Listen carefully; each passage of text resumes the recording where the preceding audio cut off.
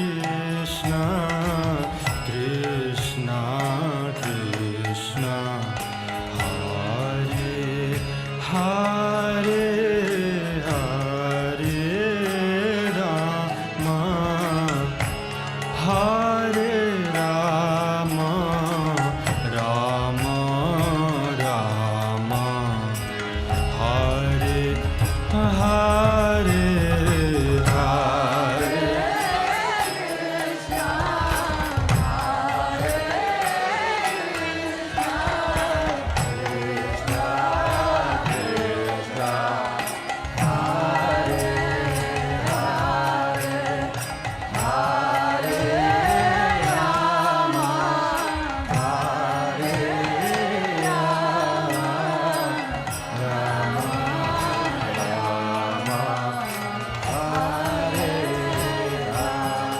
Hare Krishna, Krishna Krishna, Hare Hare, Hare Rama, Hare Rama, Rama Rama, Hare Hare.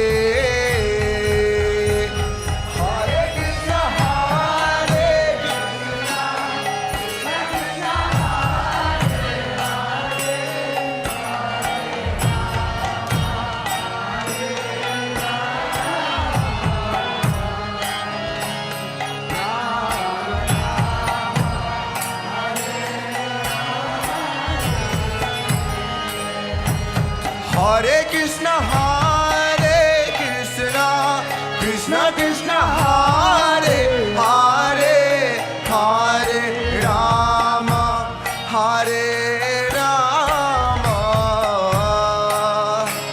Rama Rama, Hare Hare. Hare Krishna, Krishna Krishna, Hare Hare, Hare Rama, Hare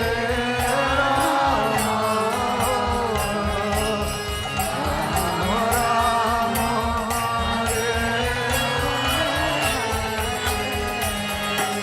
Hare Krishna, Krishna Krishna, Hare Hare, Hare Rama, Hare Rama, Rama Rama, Hare Hare.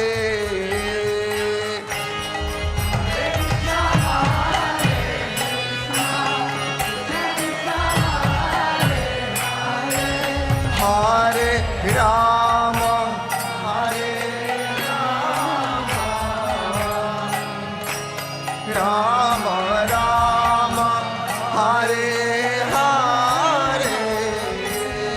Oh, Hare Krishna, Krishna Krishna, Hare Hare, Hare Rama, Hare Rama, Rama Rama, Hare Hare. Hare Krishna, Hare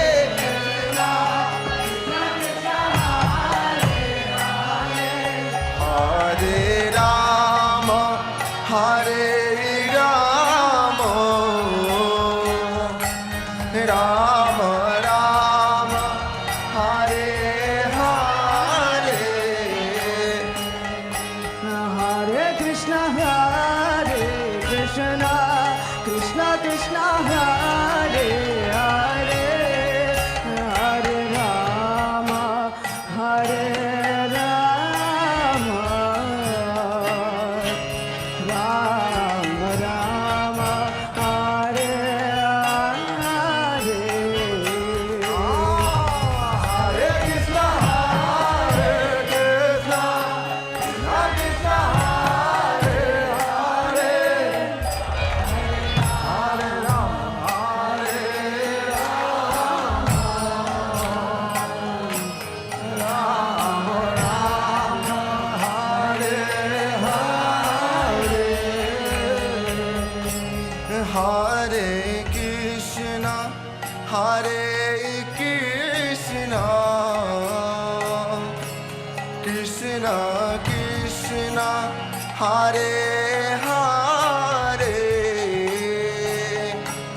Hare Rama, Hare Rama,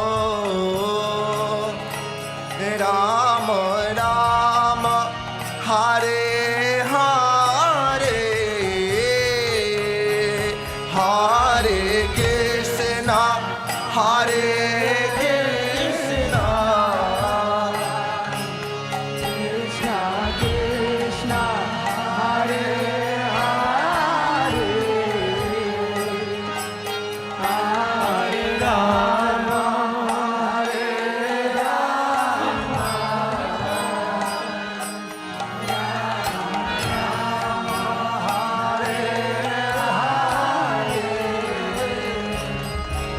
Hare Krishna,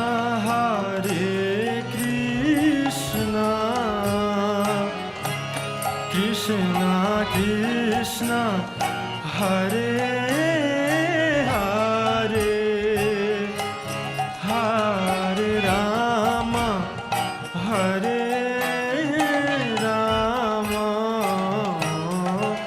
Rama Rama, Hare Hare, Hare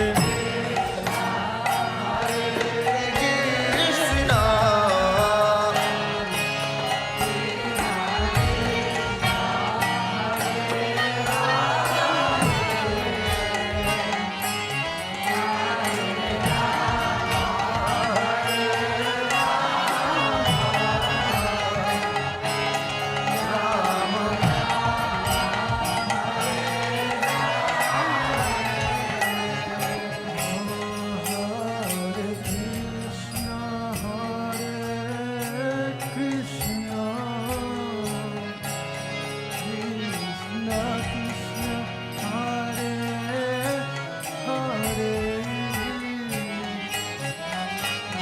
Hare Rama, Hare Rama, Rama Rama, Hare Hare. Hare Krishna devotees, please accept my humble obeisances. All glory to Sri Prabhupada. Welcome devotees to our morning Bhagavatam class. This morning we will be discussing Srimad Bhagavatam, Canto 1, Chapter 9, verse 24. And we are in the chapter entitled The Passing of Bhishma Dev in the Presence of Lord Krishna. And the class will be given by His Grace Visnugada Prabhu from ISKCON, Philadelphia. Hare Krishna Prabhu, Vancha Krishna Kapatibhyascha, Vancha Kripasindavevacha, Kalpatri Patitanam Pavanebhyo, Vaishnavebhyo, Namo Namaha. And it's all yours, Prabhu. Thank you very much. Hare Krishna. Om Namo Jaya Radha Madhava Kunja Bihari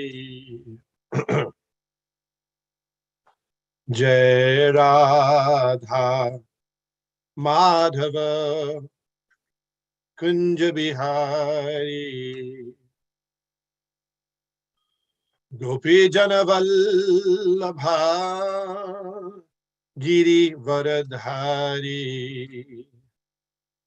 Gopi Janavallabha Giri Varadhari Jashodanandana Braja Janaranjana Jashodanandana Braja Janaranjana Jamuna Tira Vanachari Jamuna Tira Vanachari Jai Radha Madhava Kunja Bihari Jai Radha Madhava Kunja Bihari Gopi Janna Vallabha Giri Varadhari Gopi Jana Vallabha Giri Varadhari Jashodanandana Braja Janaranjana Jashodanandana Braja Jana Ranjana Jamuna Tira Vanachari Jamuna Tira Vanachari Jai Radha Madhava Kunja Bihari Jai Radha Madhava Kunja Bihari Jai Om Vishnupad Paramahamsa Parivrajak Acharya Ashtotara Shata Shri Srimad His Divine Grace A.C. Bhakti Vedanta Shami Maharaj Prabhupada Ki Jai Ananta Koti Vaishnav Vrinda Ki Jai ISKCON founder Acharya Srila Prabhupada Ki Jai Nam Acharya Srila Haridas Thakur Ki Jai Prem Se Kaho Shri Krishna Chaitanya Prabhu Nityananda Shri Advaita Gadadhar Shivasadi Gaur Bhakta Vrinda Ki Jai Shri Shri Radha Krishna Gopal Gopinath Shyam Kund Radha Kund Giri Govardhan Ki Jai Vrindavan Dham Ki Jai Navadip Mayapur Dham Ki Jai Ganga Mai Ki Jai Jamuna Mai Ki Jai Tulsi Devi Ki Jai Bhakti Devi Ki Jai Shamaveta Bhakta Vrinda Ki Jai Gaur Premanande. All glories to the assembled devotees. All glories to the assembled devotees. All glories to the assembled devotees. All glory to Sri Sri Guru and Sri Gauranga Hari Hari Bol. Nama Om Vishnu Padaya Krishna Pishtaya Bhutare Srimate Bhakti Vedanta Swami Namane. Namaste Saraswate Deve Gauravani Pracharini Nirvishesha Shunyavadi Paschatya Deshatarine. Om Namo Bhagavate Vasudevaya.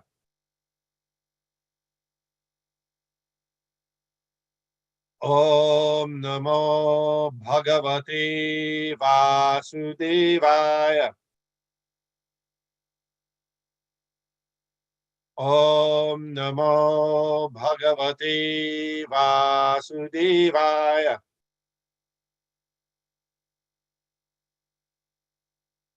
As said, we're studying and reading Srimad Bhagavatam, first canto, 9th chapter, 24th verse, the chapter entitled The Passing of Bhishma Dev in the Presence of Lord Krishna. Sadeva Devo Bhagavan Pratikshatam Kalevaram Yavadidam Hinom Yaham Prasanna Harsharuna Lochanolasan Mukhambujo Dhyana Patas Chaturbhuja Sadeva Devo Bhagavan Pratikshatang Kalevaram Yavadidam Hinom Yaham Prasanna Harsharuna Lochalolasan Mukhambujo Dhyana Patas Chaturbhuja Sadeva Devo Bhagavan Pratikshatam Kalevaram Yavadidam Hinom Yaham Prasanna Harsharuna Lochanolasan Mukhambujo Dhyana Patas Chaturbhuja. Please chant. Saivad Devo Bhagavan Pratik Shatam. My computer has put a thing right in front of me. What happens, doesn't it? Okay. Sadeva Devo Bhagavan Pratik Shatam. Kalevaram Yavad Idam Hinomyaham. Vasana Hasaruna Lochanu no Lasan. Mukhambujo Dhyana Pataschaturbuja. Hare Krishna. Sadeva Devo Bhagavan Pratikshatam Kalevaram Yavad Idam Hinomyaham Prashana Hasharuna Locha Loshan Mukhambujo Dhyayan Patas Chaturbhuja. Sadeva Devo Bhagwan Pratishatam Kalevaram Yavatitam Hinomayam Prasanya Saruna Lochanolas Namukha Namapuja Dhyana Patasya Chaturpuja. Hare Krishna. सदेव देवो भगवान् प्रतीक्षतां कलेवरं यावत् इदं हिनोमि अहम् प्रसन्न हस अरुण लोचनलोचन मुखाम्भुजो ध्यान पथश्चतुर्भुजः.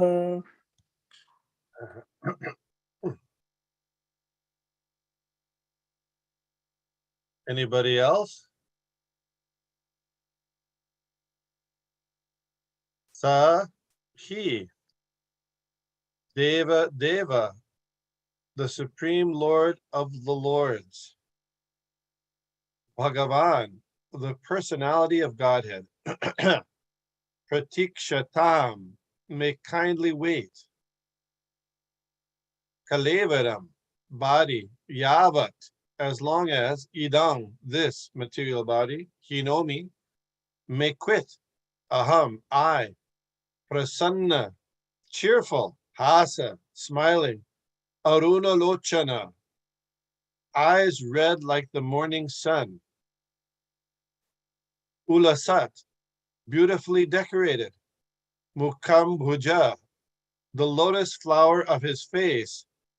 Dhyana patha, in the path of my meditation. Chaturbhuja, the four-handed form of Narayan, the worshipable deity of Bhishmadev. Translation. May my Lord, who is four-handed and whose beautifully decorated lotus face with eyes as red as the rising sun is smiling, or with eyes as red as the rising sun, comma, is smiling, kindly await me at that moment when I quit this material body. Report. Bhishmadev knew well that Lord Krishna is the original Narayan. His worshipable deity was four-handed Narayan, but he knew that four-handed Narayan is a plenary expansion of Lord Krishna.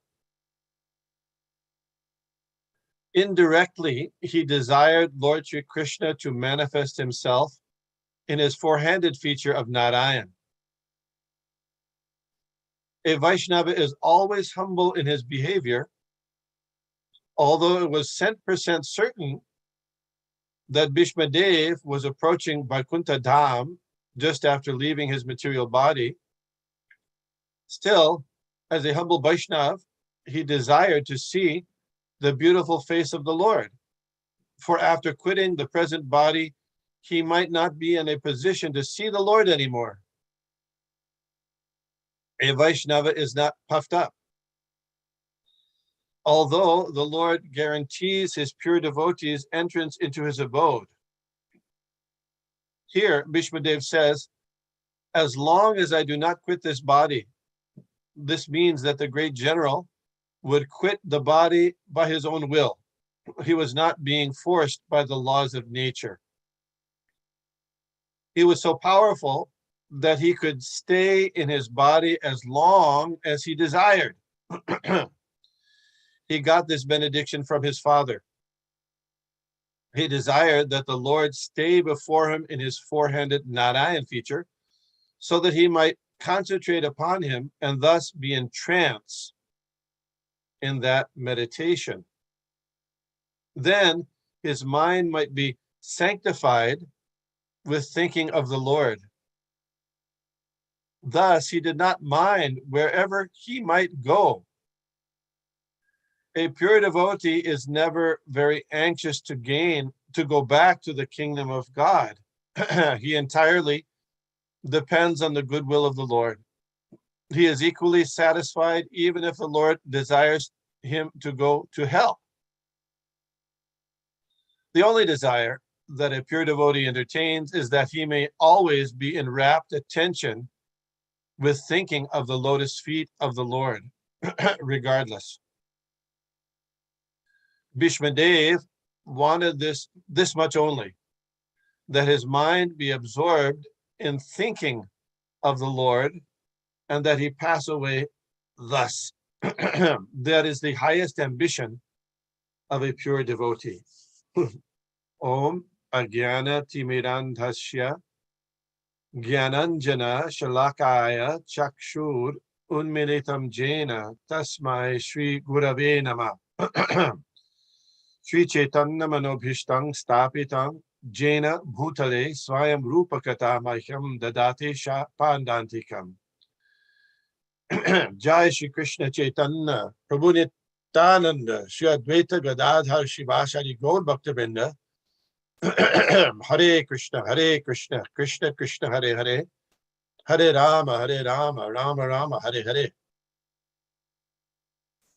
May my Lord, who is four-handed and whose beautifully decorated lotus face with eyes as red as the rising sun is smiling, kindly await me at the moment when I quit this material body.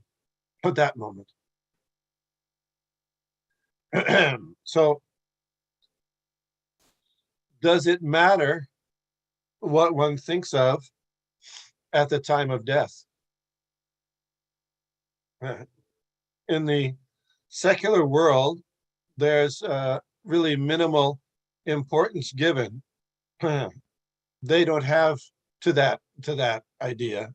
They don't have any information that this life is just one in a series of multiple lives. And what are the purpose of all these different lives? To make progress, free oneself from material conceptions. And this human life is a loophole in the ongoing sequence of repeated birth and death. It's a loophole to get out of that cycle and go back home, back to Godhead.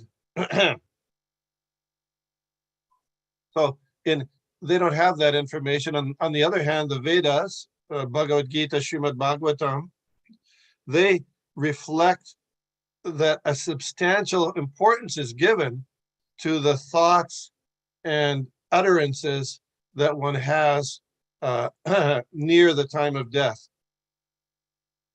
You know this. This information is not there in the secular world, though. They don't pay attention. But as you know, Lord Krishna says in Bhagavad Gita, you might know the 8th chapter, 5th verse, Antakale chamameva smaran muktva kalevaram ya prayati samadbhavam yati nastyatya samshaya. One who, you know this one? You know that verse, 8th chapter? Yeah. One who, Antakale, at the end of the time we have in this body, chamameva, one who quits his body, remembering me alone. Yeah, 5. Yeah. And whoever at the end of his life quits his body, remembering me alone, at once attains my nature. Of this there is no doubt. Yeah. So this is, and then we'll look at the next verse also.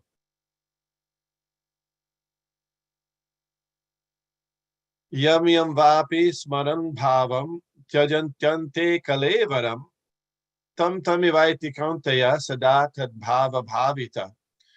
Whatever state of being one remembers when he quits his body, O son of Kunti, that state he will attain without fail. So this is a big deal. It's a big deal.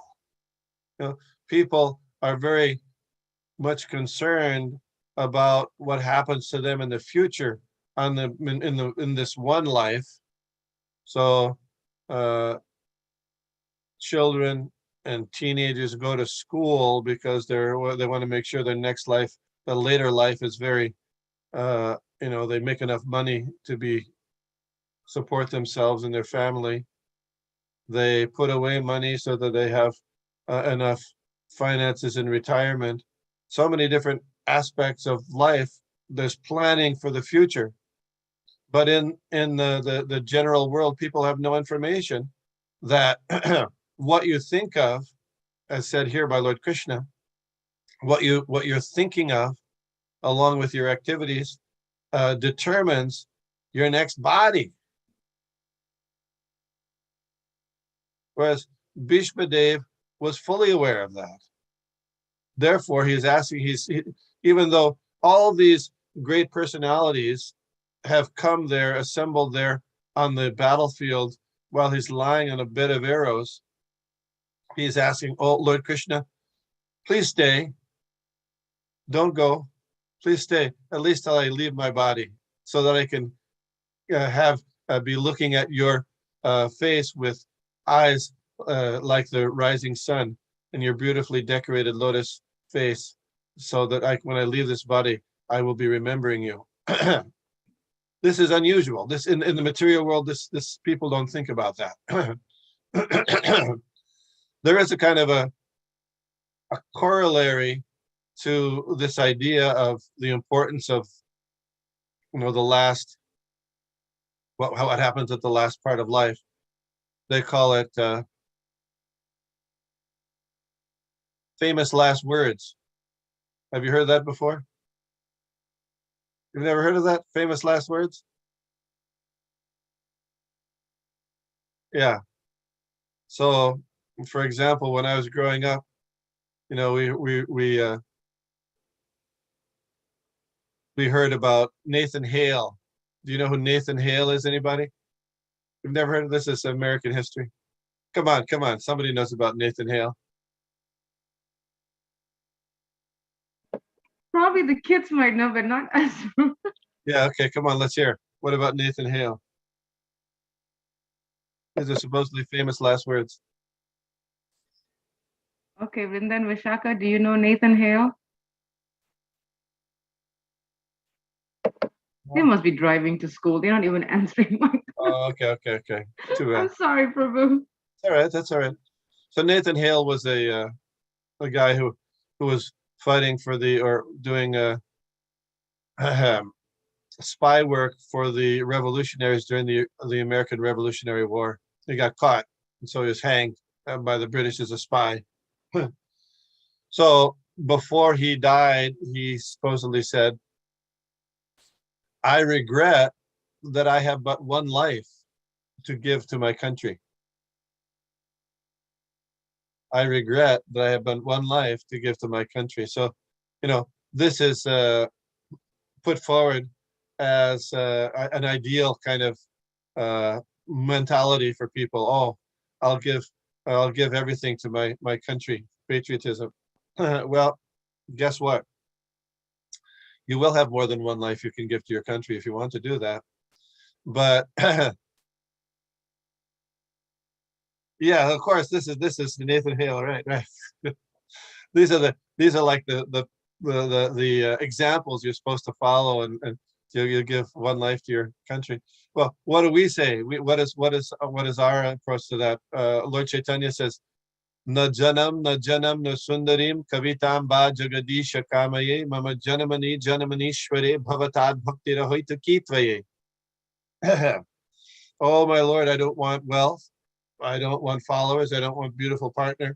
All I want, life after life, not just this one life that I'm going to give to you, Krishna, but life after life, I will be engaged in your causeless devotional service, life after life.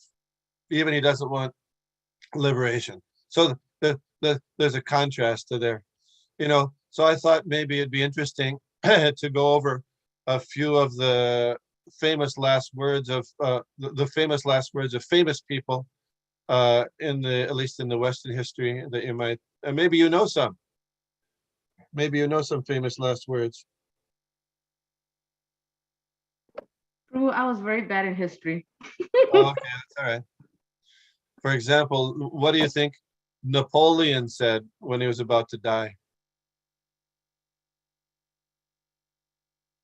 Any guesses? You know Napoleon, the Emperor of France. I Don't know. He said, you can, France, my armies, and Josephine. Then he dies. Josephine was his wife. Or his, France. Yeah. There was a general named John Sedgwick, who was a famous general in the Union Army. There was a battle in Spotsylvania, Virginia. And along the front line, there were, the rebels on one side of the Union Army. He said, "Don't worry, they're so far away, they couldn't even hit an elephant from that distance." A few minutes later, boom, he got shot. Huh. You know who Lucky Luciano is? No, Lucky Luciano is the head of the mafia during the 30s and 40s. He said, "Gee, I wish my life was put in film, on the movies. I want to have my life put in the movies." Winston Churchill. You know Winston Churchill. You know what he said when he died? I'm just bored with it all. I've become bored with everything. Yeah. Frank Sinatra. Well, looks like I'm going down. John Lennon. I've been shot. What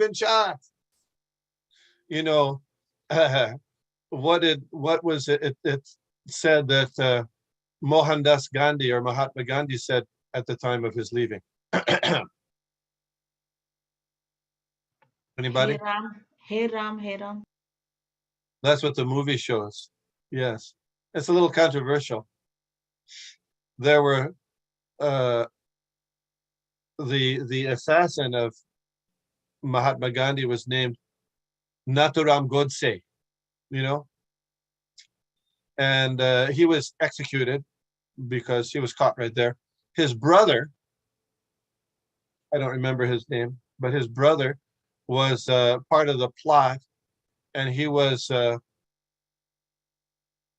found guilty and put in prison for 50 years. So when was Gandhi assassinated?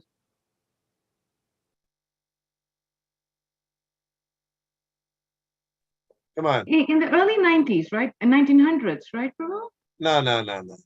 No. After, just as India was getting independence, right? Yeah. So what year was that? 1945, 1947? Yeah. Am I way that off? Yeah, 46, 47. The people know here. I don't know. 46, 47, something like that. So anyway, so after 50 years, that's like 1997. 1997, the Gandhi's assassin was released from prison, and he got an interview with the Times of India. You know what the first thing he said was? Gandhi never said, "Hey Ram," when he was shot. That's what he said in his article. I don't know. I'm sure he has an axe to grind, definitely. But anyway, at least in India, people know, what you say the last part of life, what you're thinking of at the last time of life has some importance. But in the Western world, people don't know. We don't know this. Elvis Presley, what did he say? I'm going to the bathroom. That's what his last words. I'm going to the bathroom. Right?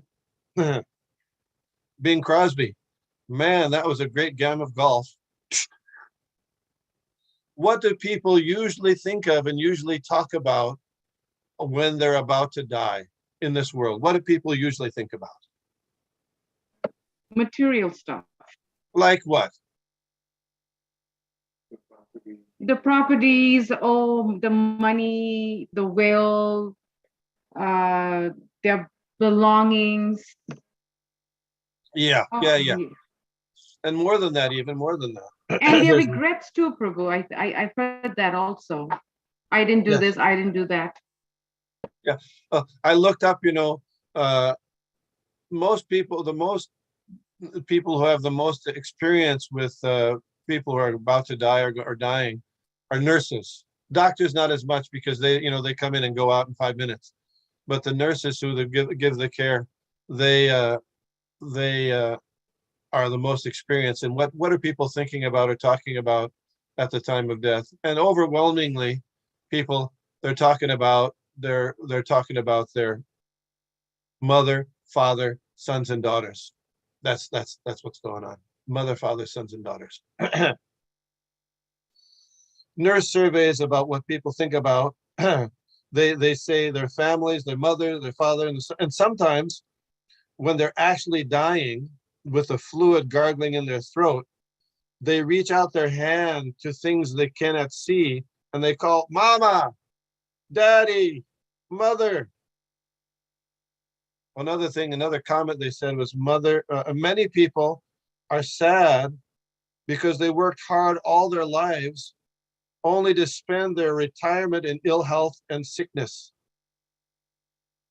Then they commented, here's another comment from nurses. To see the joy on someone's face when they're dying and when their dog has been in to see them is priceless. These are the things that in general people are thinking about at the time of death. As we said, their properties, their families. Yeah. So if we accept the Bhagavad Gita statement that whatever you think of at the time of death, you're going to get, that's where you go. So where the person's going to go? Where would you say? They will attain, as it says, their last thoughts will take them back to where. Yeah, so where is that if you got your family around you? Come back to the material world, back to the family. Yeah, back. You become part of your family, or part of your a mouse in your family's house, or something like that. That you're, isn't it? I mean, it's not unusual. There's this investigator. His name was Ian Stevenson. He passed away maybe 10 years ago, but he wrote many investigations of children who had a spontaneous recall of previous lives. And in many of those, of course, people can go up, they can go down, they can stay on the human level. But many of those people, they took birth in the family of, or in the neighborhood of the family members that they were involved with in the previous life. Not unusual at all. So it's very interesting that when Vidura came back to the Hastinapur after the Battle of Kurukshetra, he was welcomed by Yudhishthira Maharaj. And one of his purposes in coming back to Hastinapur was to preach to his brother, Dhritarashtra. Why? Because Dhritarashtra was attached to his material body and his material situation. So Vidura preached to him very strongly. He said, you're spending your whole life, you're living you tried to kill these Pandavas by arson, by poison, and now you're living at their expense. You're living just like a household dog, eating the remnants of food left by Bhima, who killed your 100 sons. Therefore, what you should do is leave this place without letting your relatives know. That's very interesting, isn't it? So the Pandavas' relatives were different, but still, because Dhritarashtra was seeing them in a material light, Vidura was saying, get away from that. Cut your attachments to these material persons and focus your mind on the Supreme. This conception is very different than what we find in the regular run of things in this material world. First of all, nobody wants to talk about death in the material world. It's not talked about in polite society. Whereas in a contrast, in Srimad Bhagavatam, it starts out with discussion. We're talking about death, isn't it? Parikshit Maharaj, he's got 7 days to live. Oh, this is very, very interesting. So what are you going to do with that 7 days? You know, you have 7 days to live. In the material world, they have these things where this, kids who have, say, a terminal disease, they want to have a wish. They give their wish and they want to go to Disney World, or they do. This is the, isn't it? This is, but contrast this with the instructions given in Srimad Bhagavatam and Bhagavad Gita. We have people who know the purpose of life will concentrate their efforts and their consciousness on achieving the goal of this life, which is to attain the lotus feet of the Supreme Personality of Godhead. Parikshit Maharaj was being instructed by Shukadeva Goswami, and Shukadeva Goswami in the beginning of the second canto says, Etavan Sankhya Yogabhyam Sadharma Pranishtaya Janma Labha Parapuman Ante Narayana Smriti. The highest perfection of human life, achieved by complete knowledge of matter and spirit, by practice of mystic power, or by perfect discharge of occupational duty, is to remember the personality of Godhead at the end of life. That's the final exam. People take their exams and they sometimes have to cram if they haven't done the study during their semester. But to pass the final exam is a big deal. So Krishna consciousness also is a preparation for the final exam that's going to happen to each one of us sooner or later, today, tomorrow, a year, 5 years, 10 years, 2 years. Will we be able to pass that final exam? So that's one of the reasons why we're studying this Bhagavad Gita, Srimad Bhagavatam, is to prepare us for that last moment, those final moments. And we're getting the example of Bhishmadev. Bhishmadev, there lying on the bed of arrows, he could die at his will. You know how that happened? You know how that happened? Tell me. His father blessed him with a benediction. When, yeah, how did that happen? How did that happen? When he brought my screen went blank for some reason. Can you hear me? Yes, Prabhu. I can see you though. But somehow my screen is blank. Uh-oh. That's weird. But we can still see you. I mean, your picture, your face. We can still see you. Okay, I can't see anybody. Oh my gosh. Probably because Anyway. the camera must be on. That's why we can still see you. But it's because when he brought he took the vow of celibacy to please his stepmother's father. Satyavati's father wanted his grandsons to be the king or the prince of the throne, but because he knew that Bhishmadev would be in the way because he was the crown prince of Hastinapur, so he took the vow of not to get married and have children, so that Satyavati can get married to his father. So when he took Satyavati to Shantanu blessed him with that boon. Yes. Little details. Shantanu had been traveling with his chariot driver, and he sensed, oh, there's this wonderful scent in the air, and he followed the scent. Almost, that's very interesting. And he came to Satyavati. She had been benedicted because she was the daughter of a fisherman, or was raised by a fisherman. She was always had this fishy smell about her. The smell of fish is not so great, right? So she had gotten a benediction from Parashar Muni to have a beautiful, wonderful scent on her body, after she agreed to allow him to procreate through her, and that was Vyasadeva. So anyway, he was attracted by Satyavati, and then he was the king. He asked her father for her hand in marriage, and she said, well, no, sorry. Well, why is that? Because you already have a son, and that son is older, and he'll be the king. And it's been prophesied that my grandson will be king. So I'm sorry. So Shantanu was dejected at that point. And Bhishmadev, his son, could detect the dejection in his father's demeanor. So he asked the chariot driver. The chariot driver told him what happened.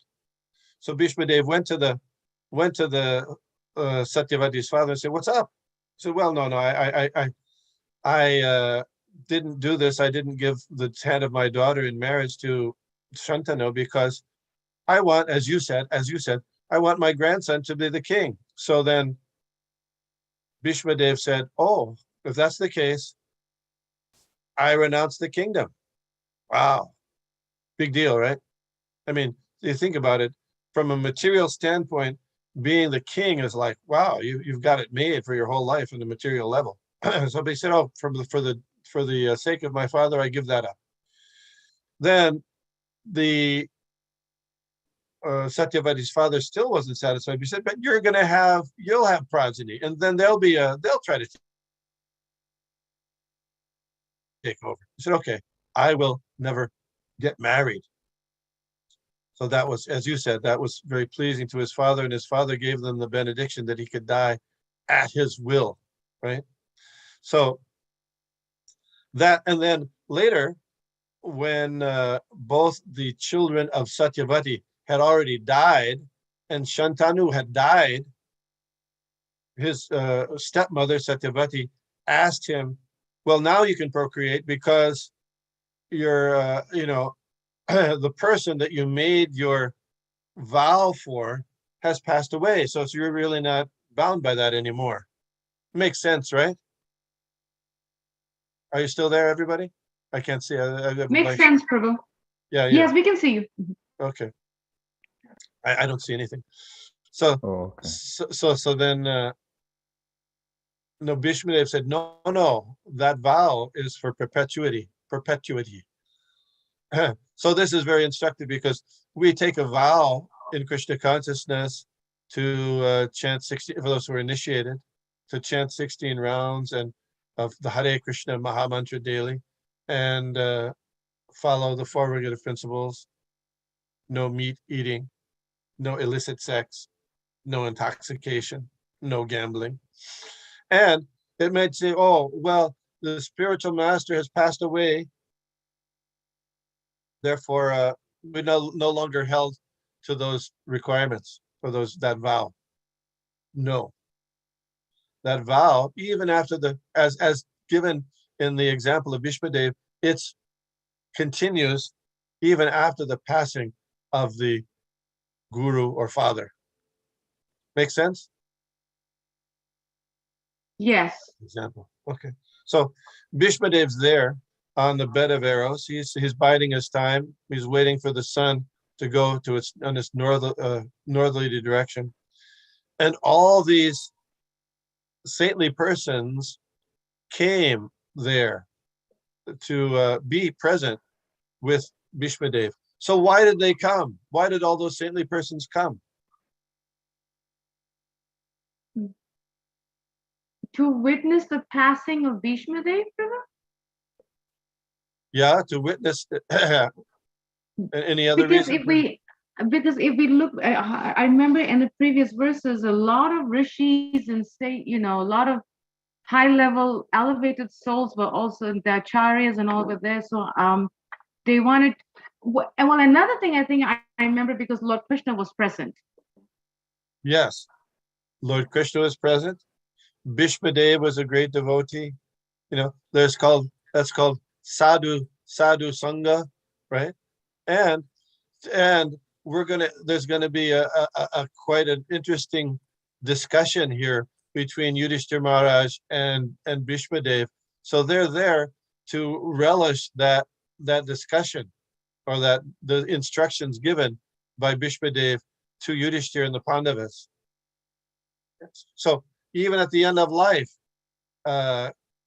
hearing from the devotees at the end of the devotee's life is very significant. So I was comparing the famous last words of various personalities in the Western world, which didn't have much wisdom included in them, and compare that with the wisdom conveyed by Bhishmadev on his deathbed. His famous last words are here, and they include a whole chapter of instructions about devotional service and the Supreme Personality of Godhead, his position as the Lord of all lords. Very interesting. So this is very analogous. We'll find it in any persons that you know that there's a similar thing happened with. Prabhupada. Yes. So Srila Prabhupada was in Vrindavan and for about 2 months, and many elevated and famous personalities came to visit Srila Prabhupada prior to his passing. And you know what he did to many of them? He instructed them in Krishna consciousness, just like Bhishmadev did. He gave very relevant instructions, and he continued to translate the Srimad Bhagavatam.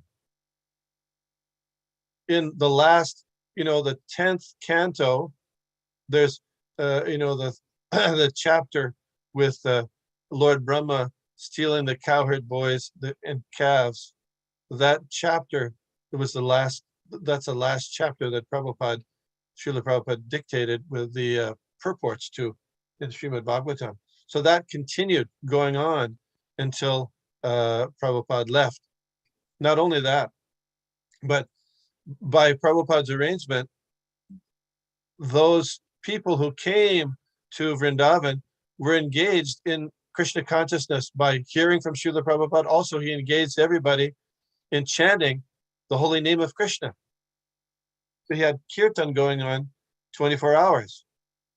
It doesn't say what the sages were doing there that came for Bhishmadev, but we can understand that they were hearing and chanting and hearing Bhishmadev's instructions to the Pandavas and Yudhishthira in particular, isn't it? So hearing and chanting was going on, and so they came to take advantage of the hearing and chanting. Similarly, when Srila Prabhupada was near leaving his body, he gave an instruction that all the devotees come. Did you know that? To Vrindavan. Did you know that? No, Prabhu, I didn't. Yeah, I didn't know that part of it. Yeah, he gave an instruction to all the devotees who'd like to, they can come to be with him prior to his disappearance. Similar to, with those sages who are there in the Kurukshetra with Bhishmadev, they're coming from all different parts of the universe, right? I think we read that. Yes. Different from all over, they said. Yeah, Narad Muni was there, Vyasadeva was there, all these different sages were there. So similarly, Srila Prabhupada gave an instruction, anybody who'd like to come there. Unfortunately, the instruction was mitigated a little bit by some people. They said, well, if all those devotees come here, we won't have anything for them to do.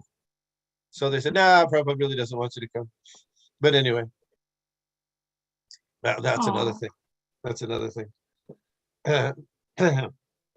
So very interesting parallels between Srila Prabhupada's departure and Bhishmadev's departure. Bhishmadev, he in the beginning, he's trying to, his initial purpose was to pacify and to enliven the Pandavas, and particularly Maharaj Yudhishthira, to continue to engage in the administration of the kingdom on Lord Krishna's behalf. And how does he do that? In what way does he motivate Yudhishthira Maharaj, who is feeling so guilty of being responsible for the death of millions of people in the war? So what does he do? How does he do that? I'm going to see if someone else would like to answer than me instead of me. Yeah, no problem. Dear Krishna, Prabhu could answer. I was going to pick on him, so I'm glad you did that, Prabhu. Hare Krishna, Prabhu. Please accept my humble obeisances. All glories to Srila Prabhupada. All glories to you. Could you please repeat the question, Prabhu? Oh, okay. I caught you off guard. I caught you. So the question is, how did Bhishmadev mitigate or enliven, motivate the Pandavas, particularly Maharaj Yudhishthir, to take up the position of administrating the state on behalf of Lord Krishna, despite his feeling so guilty, being responsible for the death of thousands and millions of warriors on the battlefield. Yeah, I think what happened was Lord Krishna took Maharaj Yudhishthir to Bhishma Dev, and Bhishma Dev preached to Yudhishthir Maharaj and explained to him how everything happens by the will of the Lord. And because he was and Pandavas were under the shelter of Dharma, Achyut, and Vipra. I think there is a verse that says that in that section. They were under the shelter and instructions of the scriptures, spiritual master, and the brahmanas. So that's why he should not lament, because he is not the cause of that incident. Yes, yes, very good. He was emphasizing that all these activities, all these things that happened were happening under the by the will of the Supreme Personality of Godhead. And that Supreme Personality of Godhead is standing right here as Lord Krishna. And you've perhaps in ignorance, sometimes you're thinking that he's just your maternal cousin, but he's actually the Supreme Personality of Godhead, the Lord of Lords. And it's by his will, his arrangement, that everything has happened. That was his statement. Very good. That was the thing, that the crux of his words that was supposed to would pacify and help Maharaj Yudhishthir. An interesting point, though, which you might find, is if you read through Bhishma Dev's prayers in the beginning, he recognizes the Pandavas and he applauds them, and he says, well, you shouldn't have gone through all these difficulties and these disturbances.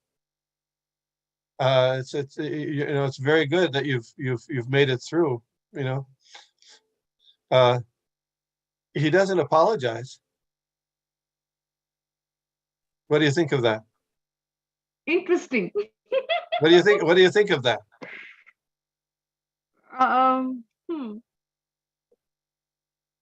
He was there.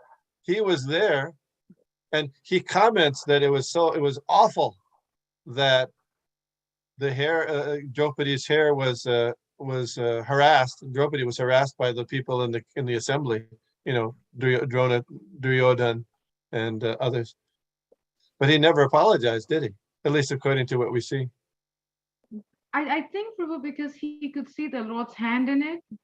Yeah, that's the only thing. But it's an interesting point, isn't it? Yes, it is. Now that you're mentioning it, He's there. He's there. In contrast, when various members of the Gaudiya Math came to see Srila Prabhupada, you know what Srila Prabhupada did? No, Prabhu. Yes, forgive. Go ahead. Yeah. Go ahead, dear Krishna. Yeah, he apologized to his god brothers because he protected his disciples from them. So he apologized, like in case any offense might have made in when he was preaching. I mean, so he just wanted, Srila Prabhupada just wanted to show how we should put Vaishnava etiquette in action. Yes, very, very. I mean, Srila Prabhupada didn't offend them. I mean, I don't know if you've read some of the letters that Srila Prabhupada wrote when they were trying to purchase land in Mayapur, and several of his godbrothers, specifically one godbrother, stopped them, prevented them, and obstructed them from purchasing land more than one time. And Prabhupada wrote to Jayapataka Maharaj, why is this happening? But that same God brother came to see Srila Prabhupada on his deathbed, and Prabhupada apologized. He said, in preaching, sometimes we have to speak strongly and stuff like that. So very, very instructive how to leave this body within ISKCON. And people probably get tired of hearing about stories about the old days, the early days. But one thing devotees used to do quite often is offer obeisances to each other all the time, isn't it? So now, there's the pandemic and getting all that stuff, but we don't offer obeisances. Offer respect to the person and also the super soul within. Puts us in a humble state of mind, a humble mentality. And what service can I do? What service can I do? So Srila Prabhupada demonstrated even people who were actively trying to thwart the Hare Krishna movement. Srila Prabhupada asked forgiveness from them. Isn't that amazing? It's really amazing. Yeah.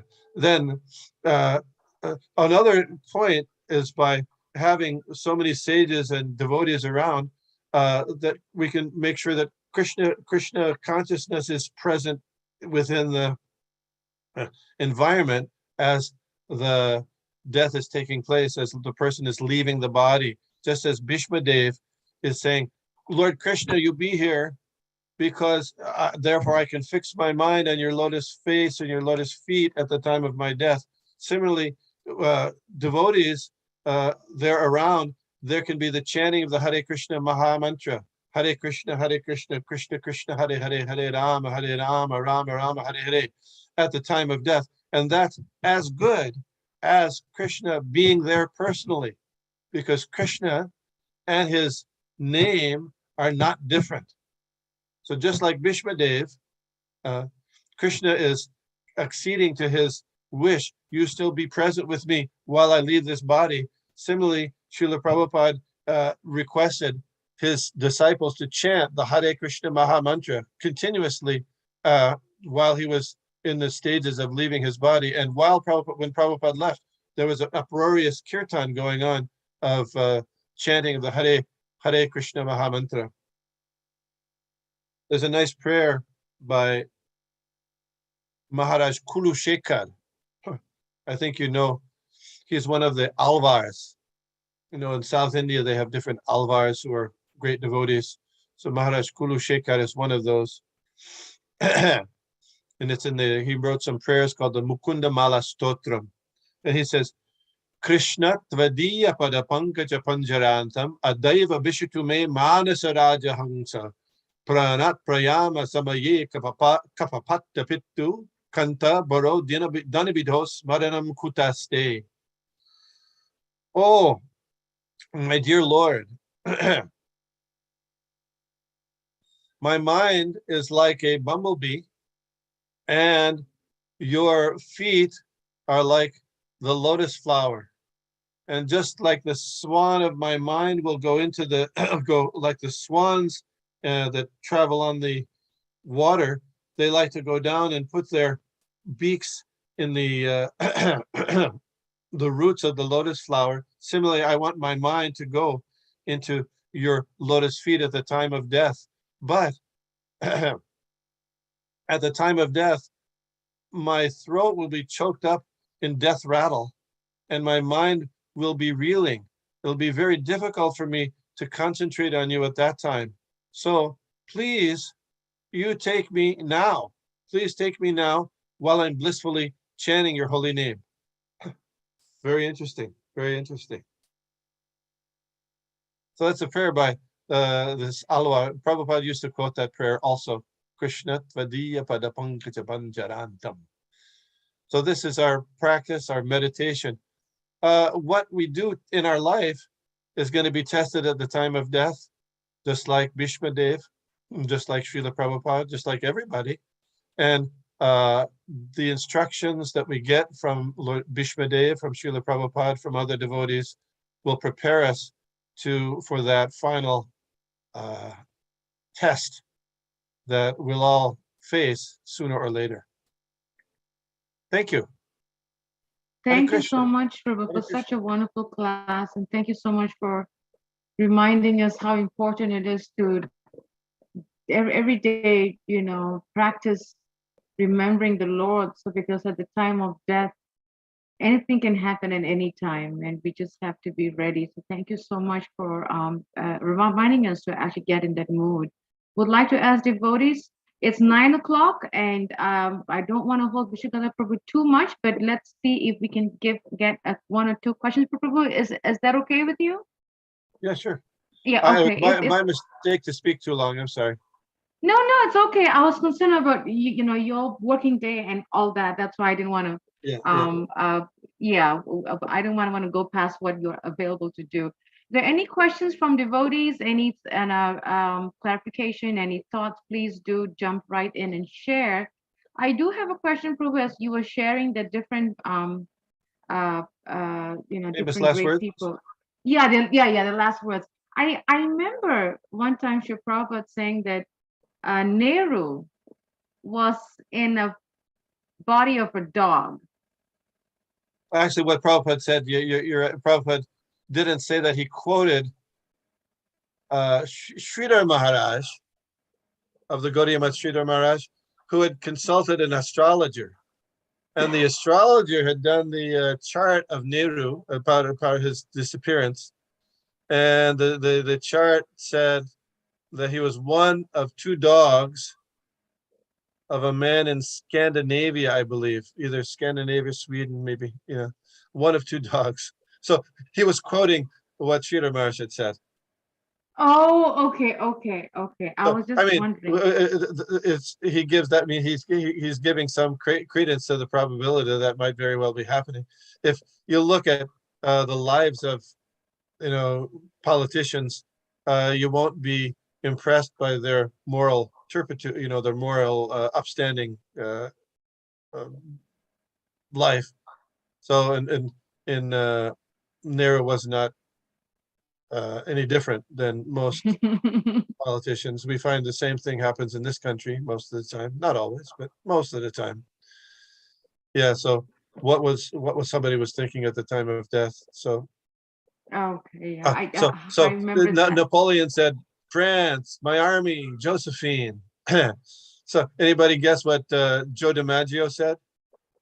Who is that, Prabhu? Joe, the people. Yeah, these are Americans. I'm sorry. Joe DiMaggio is one of the most famous baseball players in America.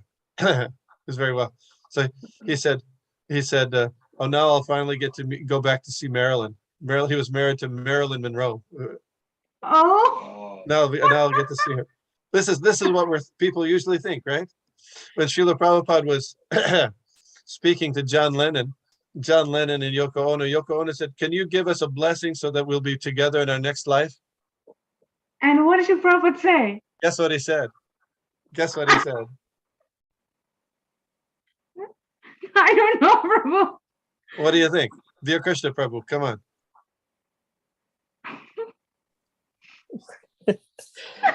We all stumbled. I mean, what do you think he said? So I don't know this is either. Yoko Your Ono wish says, is granted? give us a blessing so we'll be together in our next life. Your wish is granted? No. Okay, that's not what he said. He said, that's a material arrangement. I can't do that. I'm not going to do that. I can't do that. He said. Oh. Yeah, he's not. That's not the blessing you look for from a saintly person. You go from a saintly person to we will stay in the material world forever. So so most people when they leave the body, they're surrounded by relatives, and those relatives generally are not devotees. So what does it happen? They just they become they're thinking of the relatives or their dog or something, and they stay in the material realm, higher or lower within this material realm, according to their. George Harrison was blessed, Prabhu. Yeah. At his passing. Yeah, devotees were there. Yeah, he was. That was Krishna's arrangement. Yeah. I think Shyam Sundar Prabhu, Mukunda Maharaj, and I forgot one other person. Yeah. That was really nice. Yeah. Any questions from devotees? Go ahead, Prabhu. because we just a couple days ago, Chaitanya Jivan left his body. Yes, I was gonna ask about him. Yeah, so I was down there, and we did kirtan down there before. So these, devotees, Krishna and devotees, they bring with them the chanting of the Hare Krishna mantra that helps us to remember Krishna at the time of death. Sometimes people say, well, I've seen even Mayavadi people, they'll chant, say the Vishnu Sahasranam at the time of their death. All right, well, it's up to Krishna what he wants to do with that. Even Krishna kills demons, and then they merge into his effulgence. They're remembering the demons. They're remembering Krishna at the time of death, right? Because they just got killed by Krishna, isn't it? But they don't necessarily go back to Godhead necessarily, but they sometimes merge into the effulgence of Krishna. So yeah, I mean, generally speaking, though, if it's done in a devotional manner, remembering Krishna at the time of death, Krishna says, yes, that you come to my abode. There's a very interesting letter that Srila Prabhupada wrote about Jayananda. I don't know if you've read that letter. Sometimes people say, kind of cavalierly, oh, this person went back to Godhead. So Prabhupada, Jayananda passed away in 1977, the spring, and Prabhupada wrote a letter to Jayananda after his passing. And he said, well, sometimes it happens that persons who have engaged in devotional service, they'll go to the higher planets, and then they'll go back to Godhead from there. And sometimes they'll go back directly to Godhead. So you might have done either one of those things. But I think you may have gone directly back to Godhead because devotees were chanting the holy names with you, and you were likely thinking of Krishna at the time of death. So he didn't make a blanket statement, but he highlighted the possibilities. Wow. Nice letter, Jayananda. Wow. I have a book on his life. I think there was a book that they wrote about him many years ago. Oh, really? Jayananda Thakur, they call it. Yes. I have the book somewhere on my bookshelf downstairs. Yeah, that was a really nice book. Amazing. Interesting point is that Chaitanya Jivan, he became attracted to Krishna consciousness by going to the Ratha Yatra in San Francisco. Yes. Jayananda was there. So that's one of the reasons, one of the factors that contributed to his, helping to, organize the Ratha Yatras here and also one in Puerto Rico. Wow. I was reading his life, Prabhu, and all his contributions and all his service in ISKCON yesterday when we got the email. So amazing. Just reading it gave me goosebumps. It was like, wow, such an amazing devotee. It was so nice. That was a nice one. Yes. Any questions from devotees? Prabhu, how can we, after hearing this class, the first question that comes to my mind is not knowing, the next step or what's going to happen, in our lives. How can we really be in the mindset or the consciousness or the emergency or the urgency of Krishna consciousness, and how can we prepare our minds to be, Krishna conscious? Yeah, that's a challenge. The tendency is to become a little bit lackadaisical, right? Yeah. And then when you're working, like all that. So many other things come into mind. That's why you got the morning, you got your morning program. Yeah. So, and evening is also good. Srila Prabhupada used to call it the Krishna conscious sandwich. You know this? The Krishna conscious sandwich. Have you ever heard of this? No, but I like it. You got the morning program, the evening program, in the middle is your service. The two morning programs, the bread and the sandwich and the service that you're doing is in the middle. So that keeps you regularly strong in your path, remembrance of your path.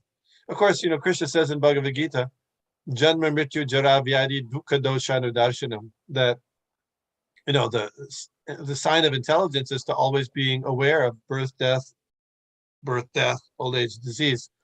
Of course, within the world, people think, you think about death too much, you're going to become morbid preoccupations, and that can happen too. Sometimes people get preoccupied with their own death so that they stop doing things. So at the same time being aware of death, but at the same time knowing that death is coming. So therefore that's an impetus to continue to engage in Krishna consciousness, however we can.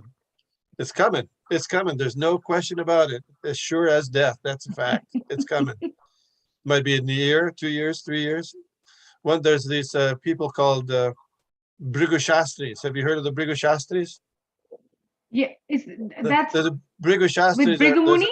Yeah, there's a Shastra called the Bhrigu Shastra, which supposedly has, and probably gave it some credence, encodes everybody in the world's life encoded there. So you go to the Bhrigu Shastri and you say, give them your birth date and time and all, and then they find it, they check the Shastra, and then they tell you your whole life and when you're going to die. That's what they tell you. They have a Bhrigu Shastras in Puri and different places. Nowadays they're probably corrupted in some way, many of them. But you have to give a donation, of course.